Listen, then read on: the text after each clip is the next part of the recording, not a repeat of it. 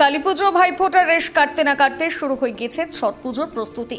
কালিয়াগঞ্জের শান্তি কলোনির শ্রীমতী নদী পাড়ে জোর কদমে চলছে ঘাট পরিষ্কার ও সৌন্দর্যায়নের কাজ। শনিবার পৌরসভার পুর প্রধান রামনিবাস সাহা নিজে উপস্থিত থেকে কাজের তদারকি করেন। পৌরসভার উদ্যোগে ইতিমধ্যে শুরু হয়েছে শ্রীমতী নদীর জলে ভাসমান আবর্জনা ও কচুরিপানা পরিষ্কার করার কাজ। পাশাপাশি ঘাট সংলগ্ন এলাকায় চলছে সাফাই অভিযান এবং চলাচলের সুবিধার্থে রাস্তার পাশে পেভার ব্লক বসানোর কাজ। শ্রীমতী নদীর সৌন্দর্য বাড়াতে বসানো হয়েছে I love Kaliaganj selfie zone.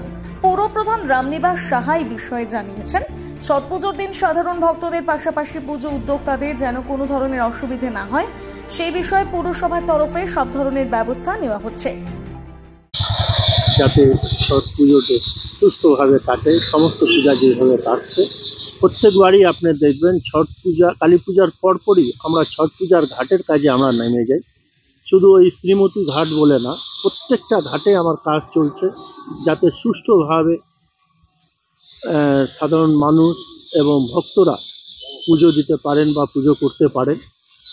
তারই জন্য আমরা মোটামুটি নদী পরিষ্কার, রাস্তাঘাট পরিষ্কার, আমাদের একটা এইবার শ্রীমতী ঘাটে যেখানটায় গ্রিন স্পেস তৈরি হচ্ছে সেখানটা আমরা একটা পার্কিং জোন করছিলাম, কিন্তু সে পার্কিং জোন বন্ধ হয়ে যাওয়াতে পার্কিংয়ের জন্য চিন্তা মাথায় রেখে আমরা দেখবেন রাস্তার ধারে মোটামুটি 10-12 ফিট 14 ফিট জায়গা আছে, সেখানটা আমরা ব্লক বিছিয়ে একটা পার্কিংয়ের মতন করার চেষ্টা করব যাতে কোনো রকম কোনো অপ্রীতিকর ঘটনা না ঘটে। সেটাই কালিয়াগঞ্জ পৌরসভার উদ্দেশ্য এবং বদ্ধপরিকল্পনা।